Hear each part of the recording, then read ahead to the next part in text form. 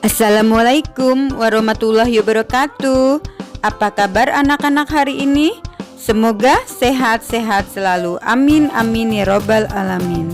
Jumpa lagi channel Ibu Guru Dwi Fitriani. Kali ini kita akan membahas struktur dan fungsi tumbuhan serta pemanfaatannya dalam teknologi.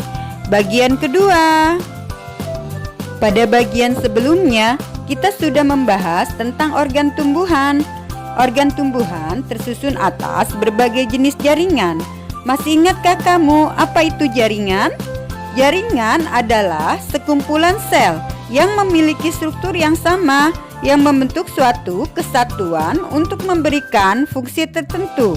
Sel-sel pada tumbuhan yang memiliki struktur yang sama akan terintegrasi menjadi suatu jaringan dan memberikan fungsi tertentu pada tubuh tumbuhan. Berdasarkan aktivitas pembelahan sel penyusun jaringan selama masa pertumbuhan dan perkembangan, jaringan tumbuhan dapat dikelompokkan menjadi jaringan meristem atau jaringan embrional dan jaringan permanen, jaringan dewasa. Jaringan meristem atau disebut juga jaringan embrional adalah jaringan yang sel-selnya aktif membelah diri secara mitosis. Hal ini menyebabkan sel-sel tumbuhan semakin bertambah dan menyebabkan tumbuhan mengalami pertumbuhan tinggi dan volume. Berdasarkan asal terbentuknya, jaringan meristem dapat dikelompokkan menjadi dua, yaitu meristem primer dan meristem sekunder. Meristem primer adalah jaringan meristem pada tumbuhan yang sel-selnya aktif membelah. Meristem primer pada umumnya terdapat pada ujung batang dan ujung akar. Oleh karena itu, meristem primer menyebabkan pertumbuhan primer pada tumbuhan, pertumbuhan vertikal atau perpanjangan akar dan batang. Meristem sekunder berasal dari sel-sel dewasa yang berubah sifatnya menjadi meristematik, kembali aktif membelah kembali. Contohnya adalah kambium pembuluh atau kambium vaskular dan kambium gabus atau velogen. Kambium vaskular merupakan lapisan sel-sel yang aktif membelah yang terletak di antara pembuluh angkut, xilem dan floem. Kambium vaskular ini banyak terdapat pada batang dan akar tumbuhan dikotil. Sedangkan tumbuhan monokotil pada umumnya tidak memiliki kambium vaskuler. Jaringan dewasa. Jaringan dewasa atau disebut juga jaringan permanen merupakan jaringan yang bersifat non-meristematik atau tidak aktif membelah. Jaringan ini berasal dari pembelahan sel-sel meristem primer dan sel-sel meristem sekunder yang telah mengalami diferensiasi atau mengalami perubahan bentuk sehingga memiliki fungsi tertentu. Berdasarkan fungsinya, jaringan dewasa dibedakan menjadi 4, yaitu jaringan pelindung, jaringan dasar, jaringan penyokong, dan jaringan pengangkut. Aktivitas kambium menyebabkan tumbuhan mengalami pertumbuhan sekunder, sehingga batang menjadi besar. Aktivitas pembelahan kambium vaskuler ke arah dalam akan membentuk xilem sekunder. Sedangkan pembelahan ke arah luar akan membentuk floem sekunder. Jaringan pelindung. Jaringan pelindung terdapat di seluruh permukaan luar tumbuhan. Tumbuhan membutuhkan jaringan pelindung untuk melindungi bagian dalam tumbuhan dari berbagai pengaruh luar yang merugikan. Misalnya hilangnya air akibat suhu yang meningkat dan melindungi dari kerusakan mekanik. Contoh duri jaringan pelindung yaitu jaringan epidermis. Sel-sel epidermis dapat berkembang mengalami modifikasi menjadi alat pelindung tumbuhan. Misalnya stomata atau mulut daun, sisik, trikoma atau rambut-rambut, dan duri spina. Jaringan dasar. Jaringan dasar merupakan jaringan yang hampir terdapat pada seluruh bagian tumbuhan. Jaringan dasar seringkali disebut jaringan pengisi. Jaringan ini berperan penting dalam semua proses fisiologi atau metabolisme pada tumbuhan. Contoh dari jaringan dasar ini yaitu jaringan parenkim, Jaringan parenkim dapat berdiferensiasi menjadi banyak jenis jaringan parenkim lain, misalnya pada buah dan umbi. Parenkim berdiferensiasi menjadi parenkim cadangan makanan yang berfungsi untuk menyimpan cadangan makanan bagi tumbuhan. Pada daun, jaringan parenkim berdiferensiasi menjadi jaringan palisade dan jaringan bunga karang yang berfungsi untuk proses fotosintesis. Jaringan penyokong atau penguat. Jaringan penyokong merupakan jaringan yang berperan untuk menunjang bentuk tubuh tumbuhan. Berdasarkan bentuk dan sifatnya, jaringan penyokong dapat dibedakan menjadi dua macam, yaitu jaringan kolenkim dan jaringan sklerenkim. Jaringan kolenkim merupakan jaringan yang berfungsi untuk menyokong bagian tumbuh-tumbuhan yang masih muda. Sel-sel jaringan kolenkim memiliki dinding sel yang mengalami penebalan namun tidak merata. Jaringan sklerenkim merupakan jaringan penguat yang bersifat permanen. Jaringan sklerenkim berfungsi untuk menyokong tubuh tumbuhan yang sudah tua. Jaringan pengangkut atau vaskuler. Jaringan pengangkut terdiri atas dua jenis, yaitu xilem dan floem. Xilem berfungsi untuk mengangkut air dan zat-zat terlarut di dalamnya dari akar menuju daun. Floem berfungsi untuk mengangkut makanan hasil fotosintesis dari daun ke seluruh tubuh tumbuhan. Struktur dan fungsi jaringan pada daun. Masih ingatkah kamu fungsi daun? Daun memiliki beberapa fungsi, antara lain untuk mengambil gas karbon dioksida atau CO2 yang digunakan untuk fotosintesis, mengatur penguapan air, transpirasi, dan pernapasan respirasi tumbuhan. Pada permukaan atas dan bawah daun terdapat jaringan yang disebut epidermis. Jaringan ini berfungsi melindungi jaringan di dalam daun. Pada beberapa tumbuhan, daun juga dilapisi oleh lapisan lilin yang disebut kutikula yang berfungsi untuk mengurangi penguapan. Sel-sel epidermis dapat mengalami modifikasi menjadi stomata. Stomata dapat membuka dan menutup menyesuaikan kondisi lingkungan. Pada tumbuhan, umumnya saat siang hari, stomata akan membuka sehingga karbon dioksida dapat masuk ke dalam daun untuk digunakan dalam fotosintesis. Pada tumbuhan yang hidup di daerah kering, misalnya kaktus, stomata menutup pada siang hari. Hal ini dilakukan agar tidak banyak air di dalam daun yang hilang karena penguapan lewat stomata. Pada tumbuhan tersebut, stomata baru membuka saat pada malam hari. Tahukah kamu pada bagian mana fotosintesis terjadi? Di bawah lapisan epidermis atas terdapat jaringan yang berbentuk silinder, tersusun padat menyerupai tiang dan banyak mengandung klorofil. Jaringan ini disebut jaringan palisade atau jaringan tiang.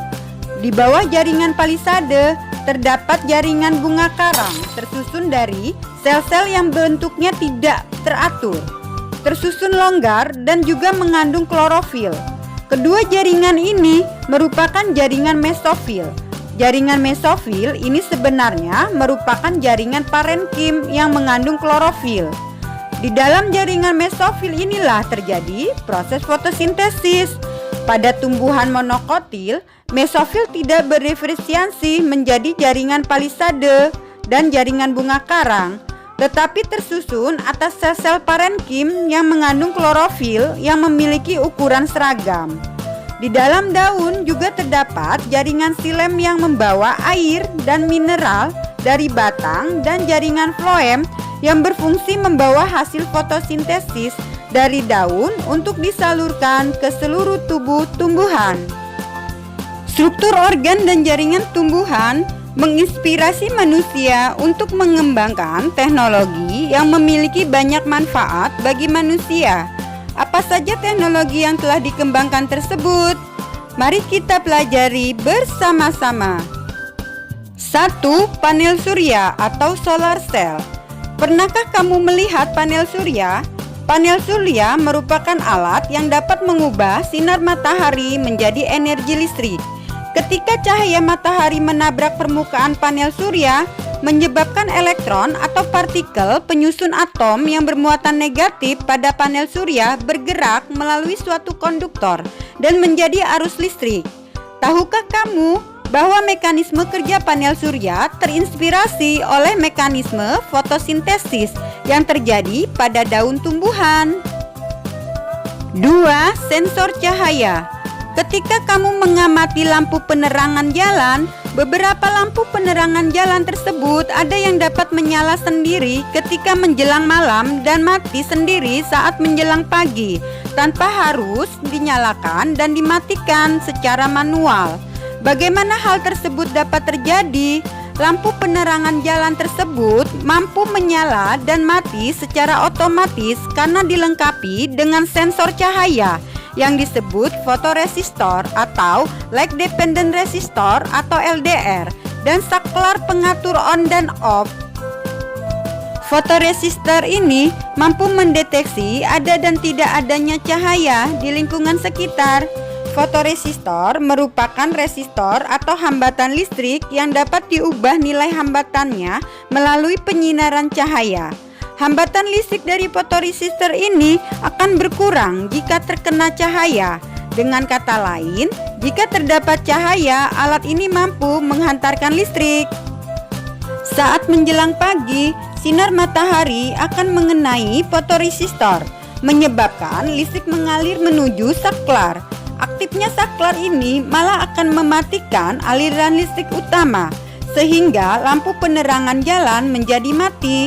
Saat menjelang malam, aliran listrik tidak dapat mengalir melalui fotoresistor ini, sehingga tidak ada aliran listrik yang mengalir menuju saklar. Akibatnya, saklar berada dalam kondisi on, sehingga lampu penerangan menyala. Ternyata, mekanisme pada lampu penerangan tersebut juga terinspirasi oleh mekanisme yang terjadi pada tumbuhan. Kamu tentu tahu tanaman kaktus, bukan? Tanaman kaktus hidup di daerah gurun yang kering. Tumbuhan kaktus memiliki stomata yang unik. Stomata kaktus akan membuka saat malam hari dan akan tertutup saat siang hari untuk mengurangi penguapan air. Proses membuka dan menutupnya stomata didukung oleh aktivitas sel penjaga stomata. Sel penjaga ini memiliki reseptor cahaya yang disebut fotoreseptor yang peka terhadap cahaya.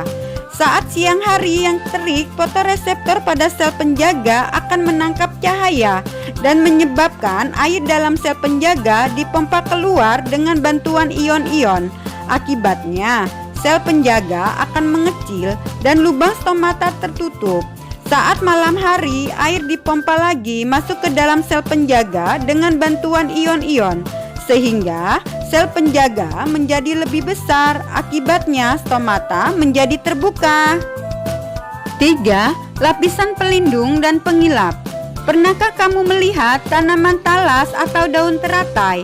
Ketika kamu melihat daun kedua tanaman tersebut, kamu pasti melihat bahwa daun tersebut sangat bersih dan tahan air.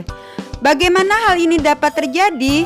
Jika kamu melihat melalui mikroskop penampang melintang dari kedua daun tersebut, maka kamu akan melihat pada permukaan daun tersebut terdapat lapisan tebal yang disebut kutikula.